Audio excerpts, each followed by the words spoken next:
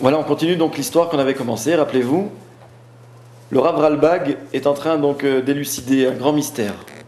Pourquoi l'arrière-petit-fils de la Safta de Yerushalayim, la grand-mère de Jérusalem, donc présente des difficultés depuis quelque temps dans ses études. Le Rav va essayer d'interroger les enseignants, les responsables de l'école où apprend cet enfant, et tous confirment effectivement que l'enfant a des difficultés, mais personne ne sait l'expliquer. Donc le Rav décide, alors qu'il est déjà tard, que Kippour est fini et que, comme tout le monde, il a une petite faim dans l'estomac. Le Rav se dit, je vais aller voir la famille, je vais aller voir l'enfant, peut-être lui poser directement à lui, le premier intéressé, la question. Le Rav se rend donc dans la famille de cet enfant. Le papa s'appelait Rav Israël Avraham. Imaginez ce Rav, le père de l'enfant, qui est debout sur son échelle après Kippour, en train de construire sa souka, qui voit arriver chez lui le Rav Ralbag, avec tout ce qu'il représente, l'élève du Maharil Diskin. Un soir de Kippour, il est déjà tard. Le Rav descend de son échelle et dit « Qu'est-ce qui me vaut votre visite ?» Et le Rav ne lui cache pas, il lui dit « Je viens au sujet des pleurs d'une grand-mère de Jérusalem. » Alors il ne sait pas de quoi il s'agit. Le Rav dit « Est-ce que je pourrais voir votre fils ?» Alors évidemment, on lui fait appeler le petit garçon de 11 ans qui vient, qui est impressionné de qui vient le visiter. « Oui, Rav. » Et le Rav dit à l'enfant « Je viens au sujet des pleurs et des cris d'une grand-mère. » Alors l'enfant, qui était tellement piquéard, tellement piquant, lui dit « Oui, je sais, il y a une Gemara dans ma Sechet Souka qui raconte l'histoire d'une grand-mère qui criait parce qu'elle s'énervait, qu'on lui ait volé du bois pour construire sa souka. » Le Rav l'arrête tout de suite et dit « Non, c'est pas de ça que je parle. C'est tellement émouvant de voir un enfant qui, d'une référence apparemment vivante, donne tout de suite une référence dans la Gemara, dans le Talmud. » Mais le Rav lui dit « Je ne parle pas de ça. Je parle d'une grand-mère, la Safta de Jérusalem, ton arrière-grand-mère, qui pleure et qui se demande « Mais pourquoi ?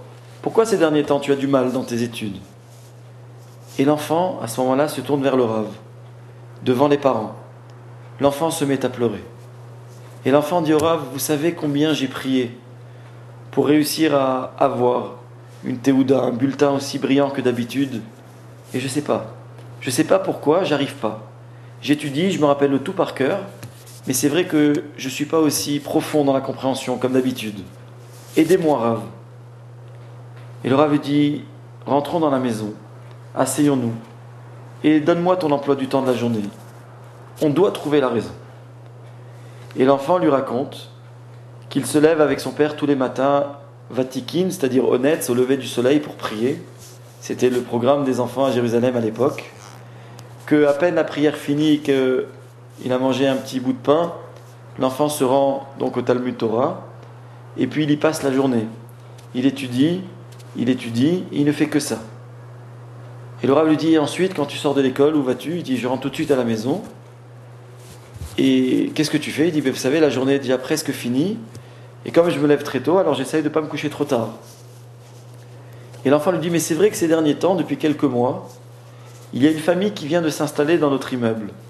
Une famille qui vient de venir de l'extérieur de Yerushalayim, et qui ont inscrit un enfant dans ma classe, dans notre école. Et cet enfant présente lui aussi un petit peu de retard, de difficulté, et donc le soir, j'essaye d'aller un petit peu l'aider. C'est un peu de générosité que je peux faire dans mon emploi du temps. Et le Rav lui dit, et qu'est-ce que tu fais donc quand tu vas chez lui ? Il dit, on s'assoit pendant une petite demi-heure, 3/4 d'heure, et on révise la Gemara, la page de Talmud qu'on a étudiée dans la journée. Le Rav lui dit, et c'est tout ? Et l'enfant dit, je dois avouer quelque chose, c'est que ces gens-là ont un petit peu plus de moyens que nous. Et que chaque fois que je vais chez eux, à part l'étude, je suis un petit peu poussé, un peu motivé, parce qu'ils nous servent chaque fois un petit peu de raisin. Ce qui était une denrée chère, en tout cas à l'époque, à Yerushalayim. Et il dit, moi, j'en avais jamais goûté avant, et depuis quelques semaines, c'est vrai que j'ai plaisir à aller chez eux, parce que je goûte de ce fruit tellement bon. Le Rav dit, il faut que j'aille taper à la porte de ses voisins. Imaginez toujours la même scène d'un Rav tellement important à Jérusalem, qui va, et en cette soirée de fin de Kippour, tape à la porte des voisins de cet enfant donc qui présente quelques lacunes dans ses études.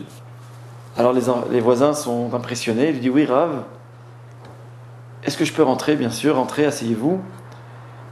Et le Rav donc expose tout de suite la raison de sa venue et leur dit, cet enfant qui vient chez vous, vous lui servez du raisin. Quelle est l'origine de ce fruit? Et là le voisin raconte, il dit, vous savez, j'ai un frère qui, depuis qu'il était tout enfant, il avait été éduqué, parce qu'on avait perdu nos parents, chez une famille qui n'était pas du tout pratiquante. Et puis cet enfant a donc grandi très très loin de la religion, très loin de la connaissance de la Torah. Et ça m'a toujours mis une douleur en moi, de savoir que mon frère est tellement loin de ses valeurs. Et puis ces derniers temps, j'arrive à retrouver un dialogue avec lui. Il a commencé à faire Shabbat.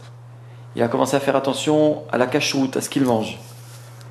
Et toutes les semaines, il habite Petar Tikva, ville connue aujourd'hui, et toutes les semaines, il m'envoie un petit panier de fruits parce qu'il a des vergers, des champs, des vignes, et donc il nous envoie des fruits. Et le Rav pose la question qui devait arriver à cette famille, il lui dit, mais connaissez-vous l'origine précise de ces fruits? Êtes-vous sûr que votre frère a prélevé Tourmot, Maasrot, tout ce qu'il faut faire lorsqu'on a des fruits qui ont poussé en Eretz Israël? Il y a des lois relatives aux fruits de cette terre uniquement. Et le Rav se pince les lèvres et dit, aïe, j'ai oublié.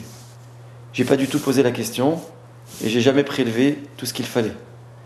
Le Rav lui dit, mais est-ce que tu réalises qu'il y a un risque, si ça n'a pas été fait, que tu aies mangé du tevel? Tevel, ça veut dire des récoltes qui n'ont pas justement subi tous les prélèvements qu'on doit faire lorsque ces récoltes viennent d'Eretz Israël. Et le Rav, en cette fin de Kippour, reconnaît cette faute d'inattention, mais en tout cas de n'avoir pas su poser les questions qu'il fallait et bien vérifier que tout ce qui devait être fait avait été fait.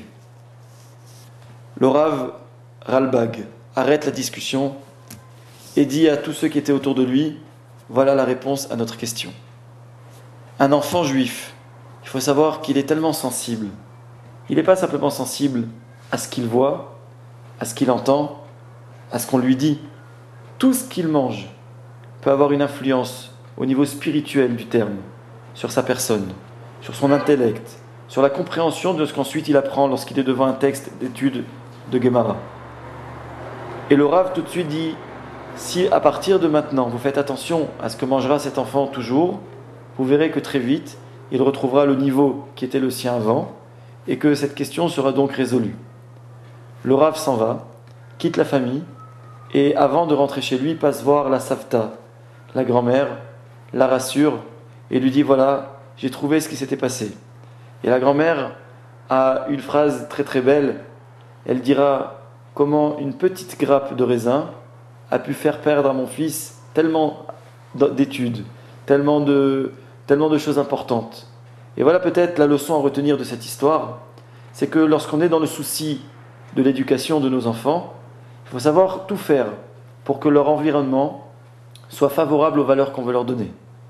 Quand c'est le cas des valeurs de la Torah, alors il faut savoir que l'environnement, c'est pas simplement ce qu'on disait tout à l'heure, qui sont ses fréquentations, quel est le lieu où il étudie, qu'est-ce qu'il va voir, qu'est-ce qu'il va dire, qu'est-ce qu'il va entendre. Peut-être qu'il y avait ici une leçon de cette histoire, c'est aussi qu'est-ce qu'il va manger.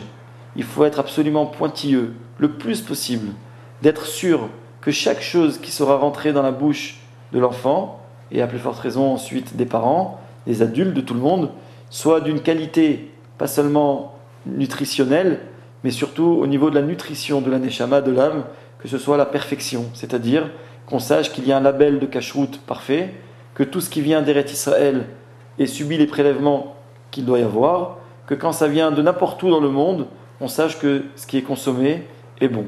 Voilà pour l'histoire de cette fois-ci, et si Dieu veut, on essayera bientôt de passer à une autre histoire qui sera pas moins passionnante, je l'espère. Merci.